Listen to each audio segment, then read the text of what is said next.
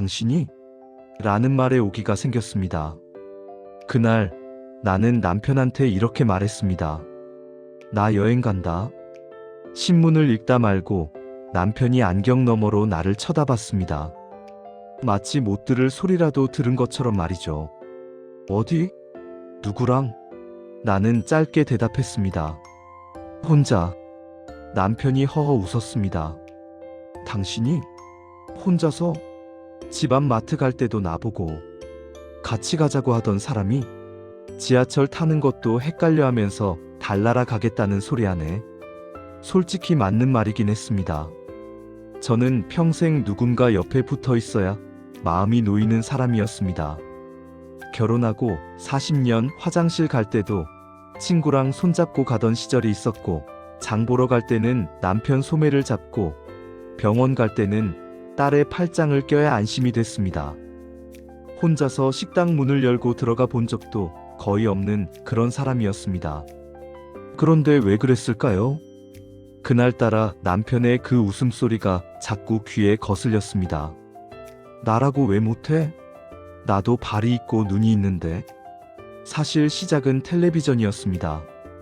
평소처럼 설거지를 끝내고 소파에 앉아 채널을 돌리는데 여행 프로그램이 나왔습니다.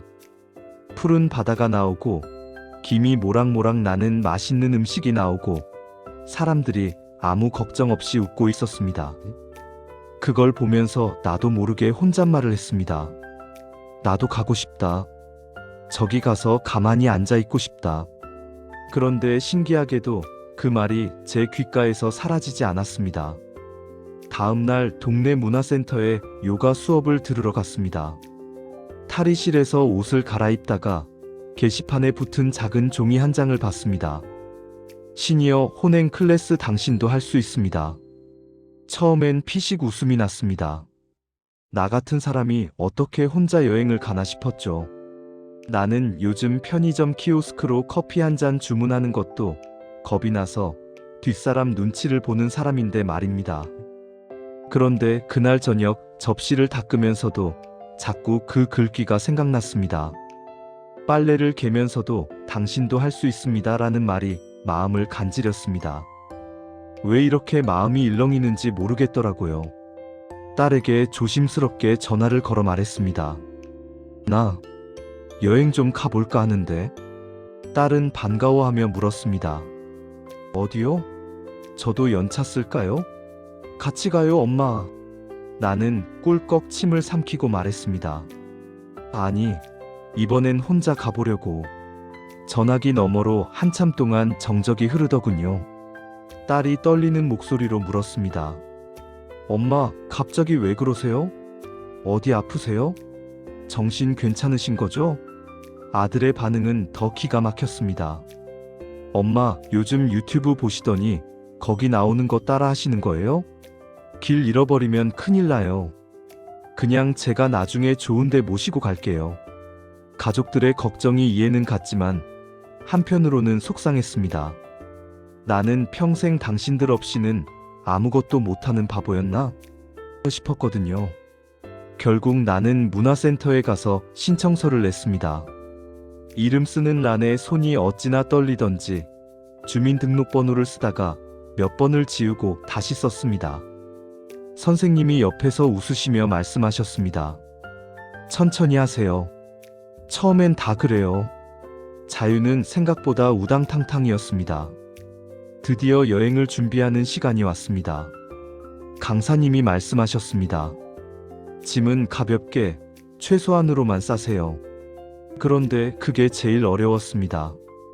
혹시 배가 아플지 모르니 소화제, 무릎이 쑤시면 부칠파스, 상처나면 발을 연고, 손톱깎이, 바늘과 실, 여벌 속옷은 넉넉하게 5벌, 밤에 추울지 모르니 겉옷 하나, 거기에 손전등에 우산까지 넣었습니다. 가방을 닫으려고 하니 지퍼가 비명을 질렀습니다. 가방 위에 올라타 무릎으로 누르고 억지로 닫았습니다. 남편이 그 모습을 보더니 혀를 찼습니다. 당신 이민가? 그 무거운 걸 들고 어딜 가겠다고. 결국 짐의 절반을 덜어냈습니다. 그래도 여전히 돌덩이처럼 무거웠습니다. 진짜 고비는 기차표 예매였습니다. 강사님이 알려준 대로 휴대폰에 코레일 앱을 깔았습니다. 그런데 앱을 열자마자 머리가 지끈거렸습니다. 출발역, 도착역, 날짜, 인원. 뭐가 이리 복잡한가요?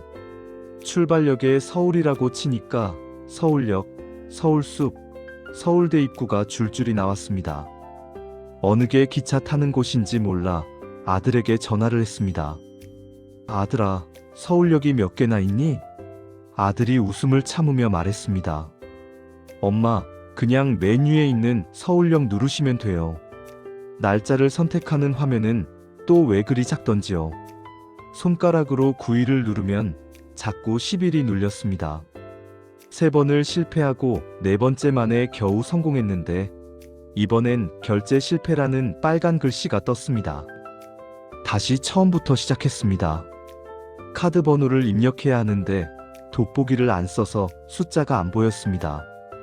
안경을 찾아 쓰고 겨우 번호를 넣었는데 이번엔 유효기간을 쓰라더군요. 1시간 반을 끙끙댄 끝에 예매 완료 문자가 왔습니다. 그 문자를 보는데 눈물이 핑 돌았습니다. 나 스스로의 힘으로 기차표 한 장을 샀다는 게 그렇게 기쁠 줄 몰랐습니다. 드디어 여행 당일 새벽입니다. 설레기도 하고 무섭기도 해서 잠을 한숨도 못 잤습니다. 남편이 현관문까지 따라 나오며 묻습니다. 진짜 가는 거야? 나 오늘 점심은 어떡하고? 김치찌개 한솥 끓여놨으니 데워 드세요. 나 다녀옵니다. 기차역까지 가는 버스 안에서 가방이 자꾸 통로를 막았습니다. 사람들에게 죄송합니다. 고개를 숙이면서도 마음은 두근거렸습니다. 역에 도착하니 사람들이 개미떼처럼 많았습니다. 어디로 가야 할지 몰라 안내판을 봤는데 글씨가 너무 작아 보이지 않았습니다. 지나가는 역무원을 붙잡고 물었습니다. 저 플랫폼이 어디인가요? 역무원이 가리키는 방향으로 무거운 가방을 끌고 걸었습니다. 에스컬레이터를 타야 하는데 가방이 뒤로 넘어갈까봐 무서웠습니다. 뒤에 사람들이 줄을 서서 기다리는데 식은땀이 났습니다. 용기를 내서 발을 올렸는데 가방이 휘청했습니다. 그때 뒤에 있던 젊은 학생이 내 가방을 쑥 잡아주며 말했습니다. 어르신 조심하세요. 제가 잡아드릴게요. 아이고 고마워요. 정말 고마워요. 기차 좌석을 찾아 앉았습니다. 7호차 12번. 자리에 앉아 창밖을 보니 비로소 실감이 났습니다. 기차가 덜컹거리며 출발했습니다. 풍경이 빠르게 지나가고 터널을 지날 때마다 내 얼굴이 창창에 비쳤습니다. 긴장한 듯 하면서도 입가엔 묘한 미소가 걸려 있었습니다. 1시간쯤 지났을까 배가 고파졌습니다. 어젯밤 정성껏 싼 김밥을 가방에서 꺼냈습니다. 그런데 비닐이 어찌나 꽉 묶였는지 손에 힘이 없어 풀리질 않았습니다. 결국 이빨로 뜯었습니다. 혼자 김밥을 씹으며 창밖을 보는데 문득 눈시울이 뜨거워졌습니다. 나 진짜 혼자 여행 중이구나. 나도 할 수 있는 사람이었구나. 낯선 곳에서 나를 발견했습니다. 목적지에 도착해 기차에서 내리니 시원한 바람이 불어왔습니다. 이제 숙소까지 가야 합니다. 휴대폰 지도 앱을 열었지만 파란 점이 이리저리 움직여서 도무지 길을 모르겠더군요. 결국 지나가는 택시를 세웠습니다. 기사님께 숙소 이름을 말하니 금방 갑니다 하며 친절하게 웃어주셨습니다. 숙소에 도착해 체크인을 했습니다. 요즘은 열쇠가 아니라 카드키를 주더군요. 방문 앞에서 카드를 대는데 한 번에 안 열려서 몇 번을 뗐다 붙였다 했습니다. 겨우 문이 열리고 방 안으로 들어갔습니다. 가방을 내려놓고 침대에 앉으니 갑자기 방 안이 너무 조용해졌습니다. 시계 소리만 똑딱똑딱 들리는데 그 순간 덜컥 겁이 났습니다. 내가 여기서 뭘 하고 있는 거지? 그냥 집에 있을걸? 후회가 밀려오고 가슴이 답답해졌습니다. 하지만 배는 정직했습니다. 저녁을 먹어야 했습니다. 일단 밖으로 나갔습니다.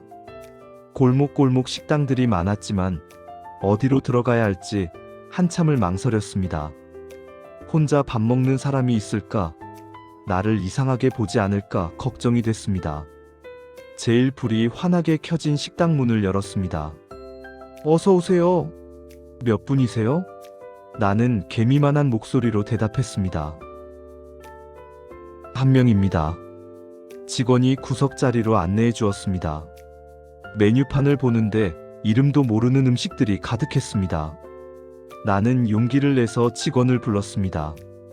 저기요, 여기서 제일 맛있는 거, 맵지 않은 걸로 하나 주세요. 음식이 나오고 한 입 먹었습니다. 세상에 정말 맛있었습니다. 남의 눈치 보지 않고 오직 음식 맛에만 집중하며 천천히 씹어 삼켰습니다. 다 못 먹은 음식은 포장까지 해서 들고 나오는데 그렇게 뿌듯할 수가 없었습니다. 나 혼자 식당 가서 밥 먹었다.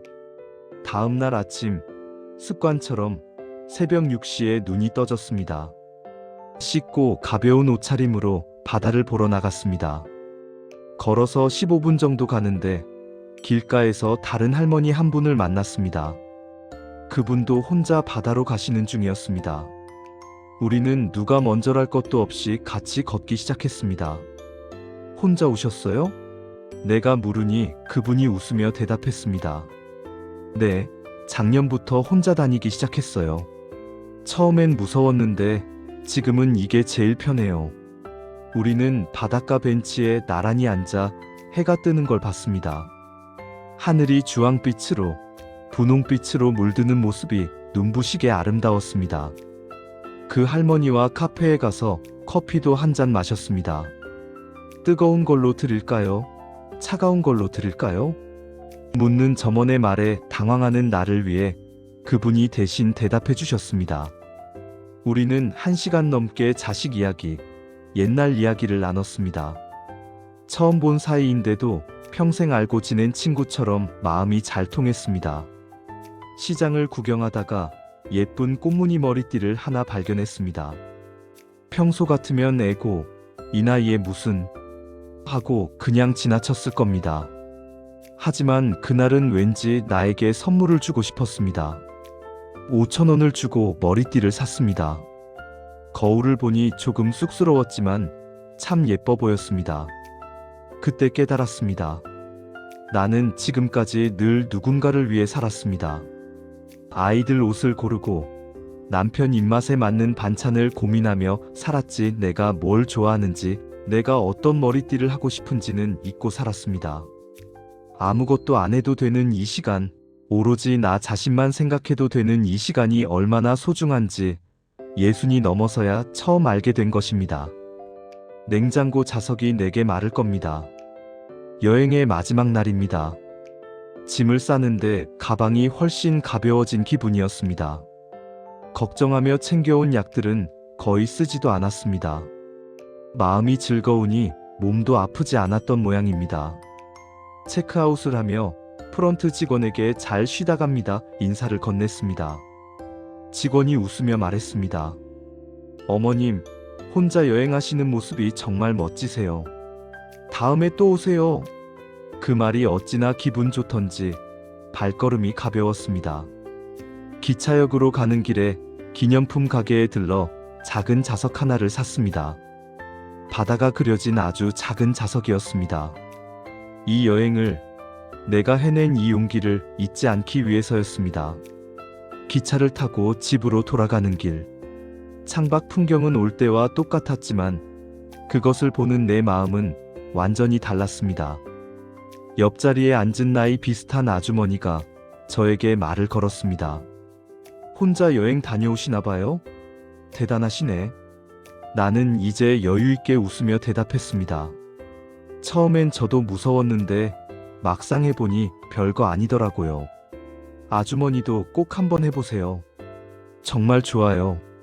집에 도착해 현관문을 여니 남편이 기다리고 있었습니다. 다녀왔어? 남편이 나를 보더니 눈이 휘둥그레졌습니다. 당신 뭔가 달라졌는데? 얼굴이 아주 환해졌어. 나는 말없이 웃으며 짐을 풀었습니다. 냉장고 문에 바다 자석을 딱 붙였습니다. 그 작은 자석 하나가 우리 집 냉장고에 붙어 있는 걸 보니 자꾸 웃음이 났습니다. 일상은 다시 시작됐습니다. 아침에 일어나 밥을 하고 청소를 하고 빨래를 합니다. 하지만 이제는 마음이 전처럼 답답하지 않습니다. 나에겐 이제 나만의 비밀스러운 힘이 생겼거든요. 며칠 뒤 요가 수업에 갔을 때 친구들이 우르르 몰려왔습니다. 여행 어땠어? 진짜 혼자 다녀온 거야? 나는 내 스마트폰을 꺼내 바다 사진과 머리띠를 쓴 제 사진을 보여줬습니다. 다들 눈이 커지며 부러워했습니다. 나도 가고 싶다. 근데 무서워서 어떻게 가? 나는 친구들의 손을 꼭 잡고 말했습니다. 내가 도와줄게. 기차표 예매하는 거 별거 아니야? 우리 같이 계획 짜볼까? 그렇게 우리는 다음 달에 다 함께 여행을 가기로 약속했습니다. 혼자 가는 여행도 좋지만 내가 얻은 용기를 다른 사람들과 나누는 건 더 행복한 일이었습니다. 딸에게 전화가 왔습니다. 엄마, 저 이번 주말에 시간 되는데 같이 여행 갈까요? 나는 대답했습니다. 그래, 좋지. 근데 엄마가 이번엔 가이드 해줄게. 엄마만 따라와. 딸의 웃음소리가 전화기 너머로 기분 좋게 들려왔습니다. 혹시 지금 이 이야기를 듣고 계신 분들 중에 나이가 많아서 혹은 혼자라서 망설이는 분이 계신가요? 제가 감히 말씀드리고 싶습니다. 우리는 결코 늦지 않았습니다. 처음엔 기차표 예매도 어렵고 길도 헷갈릴 겁니다. 식당에서 혼자 밥 먹는 게 민망해 고개를 푹 숙일지도 모릅니다. 화장실 문을 못 열어 당황하고 김밥 비닐이 안 뜯겨 끙끙댈 수도 있습니다. 하지만 그 모든 서툰 순간들이 모여 나를 만듭니다. 누구의 엄마도 아니고 누구의 아내도 아닌 그저 나 자신으로 오롯이 서보는 경험. 그것이 우리 인생에 얼마나 큰 선물이 되는지 꼭 느껴보셨으면 좋겠습니다. 인생이라는 긴 여행은 아직 끝나지 않았습니다. 우리에겐 아직 가보지 못한 길과 보지 못한 바다가 너무나 많습니다. 실수해도 괜찮습니다. 조금 느려도 괜찮습니다. 중요한 건 내 발로 직접 한 걸음을 내딛는 것입니다. 오늘 냉장고 문을 열 때마다 자석이 나에게 말을 거는 것 같습니다. 다음엔 어디로 갈 거야? 나는 이제 겁나지 않습니다. 가방 하나 메고 꽃무늬 머리띠를 챙겨 언제든 다시 떠날 준비가 되어 있으니까요. 여러분도 오늘 한번 말해보세요. 가족들에게, 그리고 나 자신에게.